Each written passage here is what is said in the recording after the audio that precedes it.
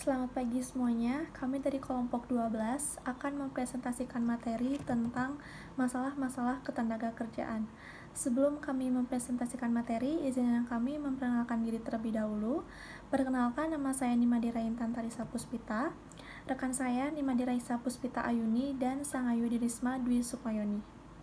Adapun topik bahasan yang akan kita bahas, yang pertama ada masalah ketenagakerjaan di Indonesia, yang kedua masalah topik tentang ekonomi sumber daya manusia terkait kondisi real di Indonesia. Yang ketiga ada masalah ketenagakerjaan di Indonesia terkait dengan migrasi, transmigrasi, urbanisasi, dan sektor informal. Presentasi yang pertama akan dibahas oleh saya sendiri, yaitu masalah ketenagakerjaan di Indonesia. Yang pertama ada jumlah angkatan kerja yang banyak. Sebetulnya tidak ada masalah dengan jumlah angkatan kerja yang banyak, hanya saja jumlah perusahaan Indonesia tidak terlalu banyak dan daya serap mereka pun juga menjadi sedikit.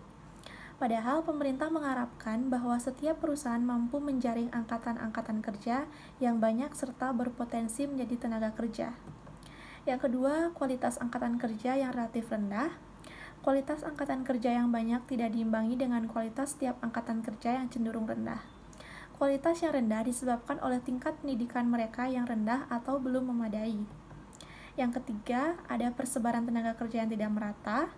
Luasnya wilayah Indonesia mestinya bisa dimanfaatkan untuk persebaran tenaga kerja, tetapi hari ini tidak terjadi. Para tenaga kerja terlalu memutuskan diri ke Pulau Jawa. Hal ini juga dipengaruhi oleh salah satu di antara faktor-faktor yang mempengaruhi persebaran penduduk, yaitu faktor fisiologis. Faktor ini merupakan faktor yang membuat seseorang berpindah bekerja dari suatu tempat ke tempat yang lainnya. Selanjutnya ada kesempatan kerja itu masih terbatas, di mana sektor pekerja yang menjadi kesempatan kerja paling diminati tenaga kerja Indonesia adalah sektor pertanian, industri, perdagangan, dan jasa.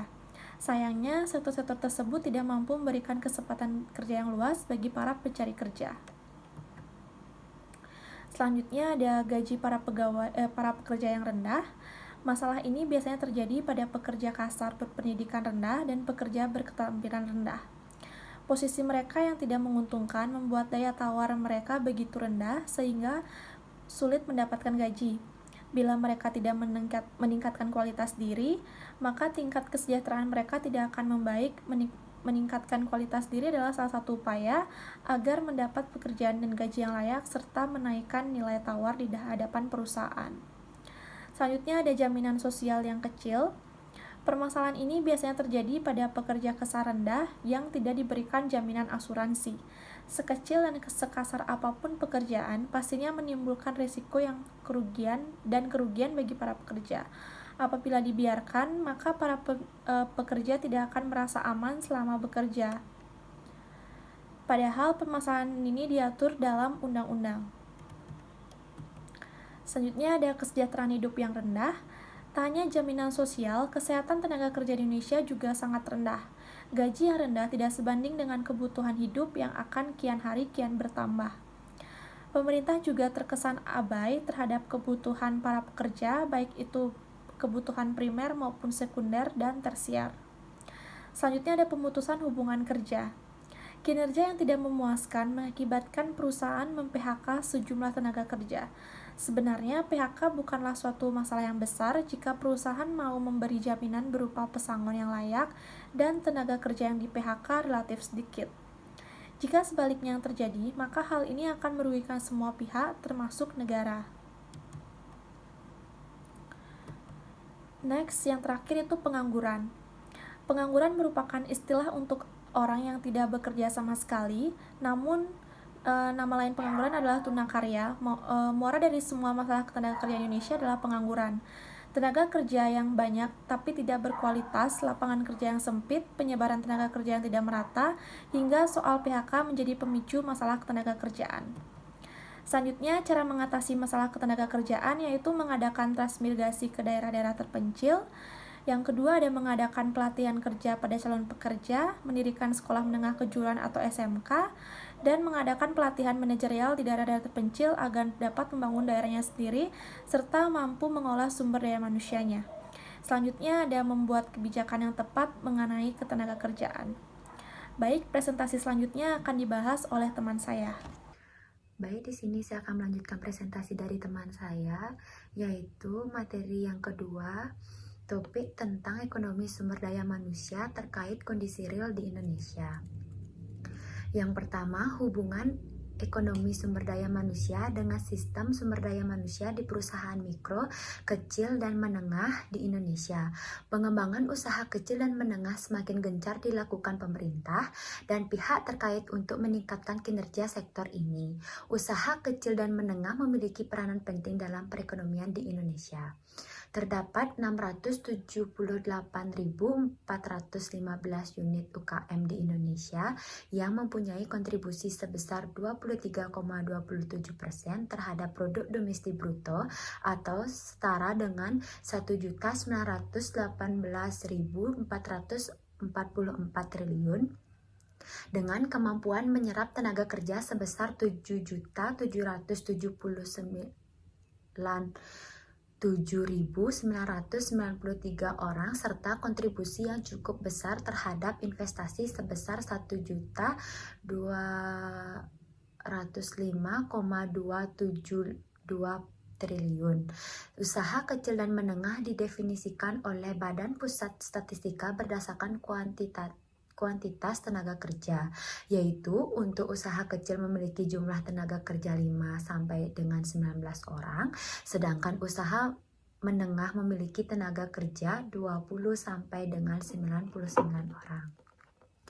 Materi yang kedua yaitu hubungan ekonomi sumber daya manusia dengan dampak virus COVID-19 terhadap tenaga kerja di Indonesia. Tahun 2020 di seluruh penjuru dunia manusia digoncangkan dengan adanya pandemi virus corona atau COVID-19 yang sangat mempengaruhi hidup manusia dan menimbulkan kepanikan. Ratusan bahkan ribuan manusia yang terinfeksi dan sudah banyak yang meninggal dunia akibat virus ini. Pemerintah di Indonesia menerapkan sistem di rumah saja, yakni masyarakat diharuskan untuk diam dan bekerja di rumah masing-masing. Dampak dari aturan ini membuat para pekerja dan buruh pabrik terpaksa untuk diam di rumah, dikurangi gajinya, dan beberapa perusahaan melakukan PHK atau pemutusan hubungan kerja sementara masih produktif untuk bekerja. Sehingga dampak dari COVID-19 ini tidak hanya berdampak pada kesehatan, perekonomian, tetapi juga pada tenaga kerja. Pada perusahaan swasta memperhitungkan soal gaji yang terlambat dan pemotongan gaji yang kemungkinan bulan berikutnya tidak mendapatkan penghasilan yang semestinya. Dikarenakan keuangan kantor yang sudah tidak stabil dan terus menurun, sedangkan masih banyak kebutuhan yang perlu dikeluarkan untuk keberlangsungan hidup karyawan dan keluarga yang ditanggungnya. Terkait jam kerja, walaupun dikurangi karyawan merasa khawatir akan pemotongan gaji yang akan mungkin tidak mereka ketahui akan mendapatkan beberapa persen dari gaji pokok utama mereka.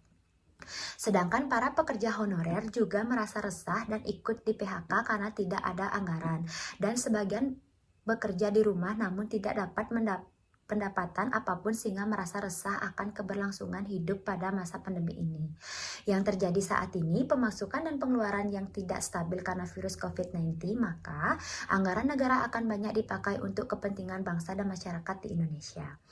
Dalam menyikapi virus COVID-19, pemerintah memberikan kebijakan berupa bantuan bagi 6 juta buruh korban PHK dengan penganggaran dana sebesar 10 triliun untuk dapat mengantisipasi jika terjadinya lonjakan jumlah pengangguran akibat banyaknya perusahaan yang sudah melakukan pemutusan hubungan kerja di tengah pandemi virus COVID-19. Program tersebut akan direalisasikan dalam bentuk kartu prakerja. Kartu prakerja sendiri adalah program pengembangan kompetensi berupa bantuan yang ditunjangkan para pencari pekerja, pekerja ter-PHK, atau pekerja yang membutuhkan peningkatan kompetensi. Pemerintah sendiri sudah membuka pendaftaran kartu prakerja pada tanggal 11 April 2020, yang awalnya target penerima ini adalah orang-orang yang belum bekerja, namun di masa pandemi virus COVID-19 ini, kartu pekerja difokuskan kepada orang yang telah di-PHK. Kartu prakerja ini sudah menjadi salah satu program pemerintah yakni yang bertujuan untuk menyiapkan keahlian bagi para pencari pekerja. Sekian presentasi dari saya, akan dilanjutkan oleh teman saya. Baik, terima kasih atas waktunya. Di sini saya akan melanjutkan presentasi dari teman saya, yaitu saya akan membahas submateri yang ketiga tentang masalah ketenagakerjaan di Indonesia terkait dengan migrasi, transmigrasi, urbanisasi, dan sektor informal. Yang pertama yaitu masalah ketenagakerjaan terkait dengan migrasi. Migrasi di sini merupakan perpindahan penduduk dari suatu tempat ke tempat lainnya dalam jangka waktu tertentu. Migrasi dapat bersifat sementara atau permanen. Migrasi sementara di sini merupakan penduduk suatu daerah yang baru atau negara baru hanya untuk jangka waktu kurang dari 6 bulan, sementara migrasi permanen sebagai penduduk tempat baru setidaknya selama 6 bulan. Terdapat beberapa penyebab dalam migrasi ini, diantaranya yaitu yang pertama, kurangnya lapangan pekerjaan, yang kedua, sumber daya alam yang kurang memadai, yang ketiga, kepadatan penduduk, dan yang keempat, keinginan memperbaiki taraf hidup. Selanjutnya, migrasi terdiri dari dua jenis, yaitu yang pertama migrasi nasional. Migrasi nasional atau lokal ini merupakan perpindahan penduduk di dalam suatu wilayah negara yang dilakukan dengan tidak adanya keterpaksaan. Tujuan perpindahan ini untuk bisa mendapatkan kehidupan yang lebih baik. Migrasi nasional dibagi menjadi beberapa macam. Di antaranya yang pertama ada sirkulasi, yang kedua urbanisasi, yang ketiga ruralisasi, yang keempat ada transmigrasi. Kemudian yang selanjutnya yaitu migrasi internasional. Migrasi internasional merupakan perpindahan yang dilakukan oleh masyarakat dari menjadi penduduk negara satu ke suatu negara lain. Perpindahan ini dilakukan atas dasar sukarela dengan tujuan mendapatkan kehidupan yang lebih baik. Migrasi nasional dibagi menjadi 3 bagian, di antaranya imigrasi, emigrasi, dan repatriasi. Kemudian yang kedua, masalah ketenagakerjaan di Indonesia terkait dengan transmigrasi. Transmigrasi merupakan perpindahan penduduk dari suatu wilayah yang padat penduduknya ke area wilayah pulau lain yang penduduknya masih sedikit atau belum ada penduduknya sama sekali. Transmigrasi di Indonesia biasanya diatur dan didanai oleh pemerintah kepada warga yang umumnya golongan menengah ke bawah. Masalah ketenagakerjaan terkait transmigrasi umumnya terjadi di Pulau Jawa. Sebagian besar tenaga kerja Indonesia berada di Pulau Jawa yang merupakan bagian yang kecil dari seluruh wilayah Indonesia. Di lain pihak, pasar kerja belum berfungsi dengan baik dalam menyebarkan tenaga kerja dari daerah yang kelebihan tenaga kerja ke dalam daerah yang kekurangan tenaga kerja. Adanya kelebihan tenaga kerja secara umum dan belum terserapnya seluruh tenaga kerja yang tersedia, menimbulkan masalah lain pada bidang perburuhan, seperti kurang layaknya syarat kerja dan kondisi kerja. Adanya kelebihan tenaga kerja atau kelebihan penduduk di Pulau Jawa menyebabkan terjadinya ketidakseimbangan antar daerah yang disebabkan oleh adanya penyebaran penduduk yang tidak merata antara Pulau Jawa dan pulau-pulau yang lainnya. Dalam rangka mengatasi masalah ketenagakerjaan, sasaran yang ingin dicapai yaitu perluasan kesempatan kerja produktif. Yang kedua, pemerataan kegiatan dan pemerataan hasil pembangunan agar tenaga kerja di seluruh wilayah Indonesia merata serta masalah pengangguran dapat teratasi. Kemudian selanjutnya yaitu masalah ketenagakerjaan di Indonesia terkait dengan urbanisasi. Urbanisasi di sini merupakan perpindahan penduduk, individu atau kelompok dari wilayah pedesaan ke daerah perkotaan atau perpindahan penduduk dari desa ke kota. Urbanisasi ini juga dapat diartikan sebagai perpindahan penduduk yang asalnya dari pedesaan menuju ke perkotaan. Masalah ketenagakerjaan terkait urbanisasi umumnya terjadi di kota-kota besar. Maraknya pembangunan di kota-kota besar Indonesia dapat memacu pertumbuhan ekonomi. Sebagai dampaknya, kota-kota tersebut akan menjadi magnet bagi penduduk untuk berdatangan mencari pekerjaan dan bertempat tinggal. Hal ini sering disebut dengan urbanisasi. Namun, urbanisasi ini menimbulkan berbagai macam masalah karena tidak ada pengendalian di dalamnya. Masalah inilah yang dihadapi negara Indonesia saat ini, yaitu pertumbuhan konsentrasi penduduk yang tinggi. Lebih buruk lagi, hal ini tidak diikuti dengan kecepatan yang sebanding dengan perkembangan industrialisasi. Masalah ini akhirnya menimbulkan fenomena yaitu urbanisasi berlebih. Adanya urbanisasi yang berlebih ini telah menimbulkan berbagai masalah di Indonesia. Tidak hanya menimbulkan masalah di kota yang dituju, namun juga menimbulkan masalah di desa yang ditinggalkan. Kemudian selanjutnya yaitu masalah ketenagakerjaan di Indonesia terkait dengan sektor informal. Sektor informal merupakan sektor ekonomi yang terdiri atas unit usaha berskala kecil yang memproduksi dan mendistribusikan barang dan jasa dengan tujuan utama menciptakan kesempatan kerja dan kesempatan memperoleh pendapatan bagi para pelakunya.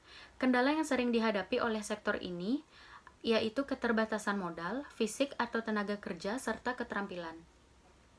Masalah tenaga kerja pada sektor informal di Indonesia saat ini dapat dilihat dari terjadinya pandemi COVID-19 saat ini. Pandemi saat ini berpotensi mematikan sektor informal dan menekan kehidupan pelakunya. Hal itu dikarenakan pelaku sektor informal didominasi tenaga kerja yang tidak memiliki keahlian dan berpendidikan relatif rendah, sehingga mereka relatif sulit berpindah ke pekerjaan lain. Jikapun berpindah, mereka tetap berada di lini yang sama. Menurut data BPS 2019, tenaga kerja di Indonesia berpendidikan rendah atau SMP ke bawah mencapai 72 juta atau sekitar 56% dari total tenaga kerja. Sebagian besar dari mereka adalah pekerja di sektor informal. Dari sisi jam kerja, pekerja informal bekerja dengan jam kerja tidak penuh 1 atau sampai 34 jam. Jumlahnya mencapai 36,54 juta pada Agustus 2019.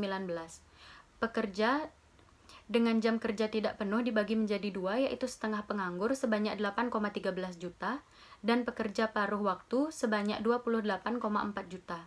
Secara total, porsi pekerja tidak penuh mencapai 28% dari tenaga kerja yang bekerja, di mana porsi setengah penganggur mencapai 6,43% dan porsi pekerja paruh waktu 22 sampai 45%. Dengan situasi seperti saat ini, lonjakan angka pengangguran dari sektor pekerja informal tidak dapat dihindari dan pada akhirnya menyeret mereka ke garis kemiskinan. Pekerja informal juga akan terus terjebak pada kelompok berpendapatan terendah dalam piramida pendapatan dan memperburuk distribusi pendapatan. Tidak ada alasan lagi bagi pemerintah untuk menomorduakan sektor informal pada situasi saat ini. Mereka harus segera dibantu lewat berbagai skema agar kehidupan ekonomi dan sosialnya tidak terhenti. Bagaimanapun, sektor informal berkontribusi yang tidak sedikit bagi ekonomi bangsa negara Indonesia. Pada saat ini pula, pemerintah bisa memperbaiki berbagai hal terkait sektor informal seperti ketersediaan data dan menjadikan mereka bagian penting dari perumusan kebijakan ke depan. Sekian presentasi dari kelompok kami. Jika ada kesalahan kata, baik yang disengaja maupun tidak sengaja, kami memohon maaf yang sebesar-besarnya. Kami tutup dengan terima kasih dan selamat pagi.